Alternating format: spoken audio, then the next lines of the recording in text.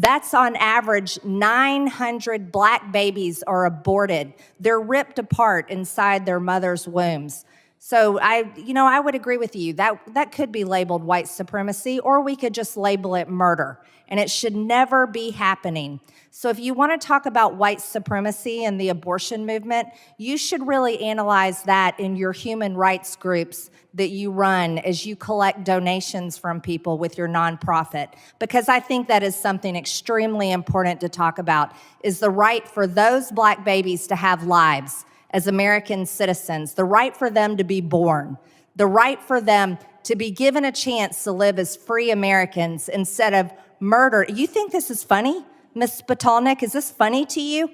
Is babies being murdered in the womb funny to you? Because you're smirking and laughing at me right now and seem to be uninformed yourself. But if you're going to talk about white supremacy and abortion, you need to study very hard about who the targets are. And it's not just black women, and it's not just black babies, it's Hispanics as well. And I think that's important for you to understand. And if you apparently care about human rights and you care about studying extremism, let's have a little talk about extremism, shall we? Hey everyone, welcome back to Capitol Insights. Today we're diving into a fiery exchange between Congresswoman Marjorie Taylor Greene and a witness during a recent hearing. Things got heated fast. Accusations, statistics, and even laughter in the middle of a serious debate. You won't believe how this one played out. But before we get into it, make sure to hit that subscribe button and turn on notifications so you never miss an update on major political showdowns like this. All right, let's break it all down. Spitalnik, you were talking about white supremacy. It's Spitalnik. Oh, I apologize, Spitalnik. Ms. Spitalnik, while you were talking about white supremacists and abortion, I totally agree with you. There's a lot of white supremacists in the abortion movement and abortionists, because they have murdered over 20 million black babies in America since Roe versus Wade in 1973. That's on average 900 black babies are aborted. They're ripped apart inside their mother's wombs. So I would agree with you. That could be labeled white supremacy, or we could just label it murder. And it should never be happening.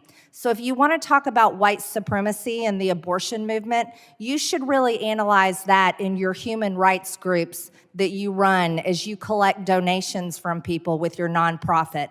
Because I think that is something extremely important to talk about, is the right for those black babies to have lives as American citizens, the right for them to be born, the right for them to be given a chance to live as free Americans instead of murder. You think this is funny, Ms. Spitalnik? Is this funny to you?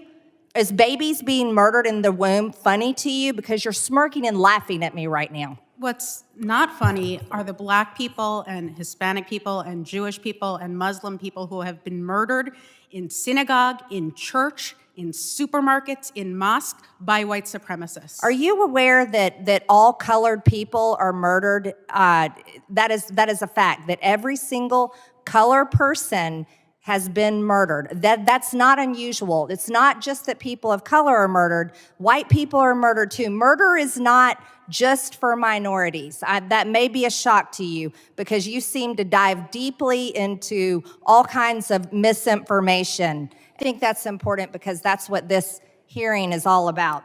I'd like to inform you, or maybe you don't know, maybe you do know, I doubt it. You mostly care about white supremacists and white-wing extremism.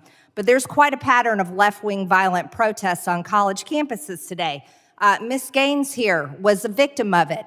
Do you support what they did to Ms. Gaines? These trans terrorists chasing her into a room, do you support their movement?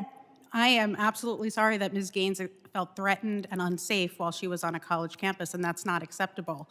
But again, the statistics tell us that when it comes to politically motivated violence, in 2022, every single murder was committed by a right-wing extremist. Every single murder in America was committed by a right-wing extremist? Every single politically motivated murder was committed by a right-wing extremist. Are you sure about that? I am. Are you aware that the Tennessee shooter just recently identified as a man and she was a biological woman? Was she a right-wing extremist as well? General Lady's time has expired. I'll allow the witness to answer the question. So that was a shooting that happened in 2023. There is no evidence as to what ideology motivated that shooting. And what we do know is that cisgender males are responsible for the vast majority of mass shootings in this country. I'm sorry, I don't know what a cisgender male is. There's only two genders. It's male and female. That would be that. So no one knows what a cisgender male is. It's a made up. Unfortunately, idea. the anti-trans invasion Georgia language that you've been yields using back. I does recognize nothing but Mr. Strong normalize for the his issues 5 we're minutes of talking about questioning. here today. He interrupts, saying, I don't even know what a cisgender male is. There are only two genders, male and female.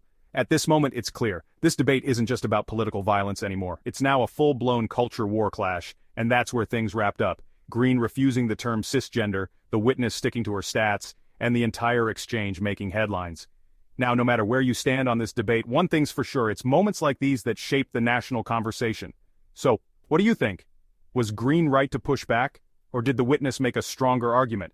Drop your thoughts in the comments. I read every single one. And if you love breakdowns like this, make sure to subscribe to Capital Insights and hit that notification bell. More heated debates and political showdowns are coming your way. Thanks for watching, and I'll see you in the next one.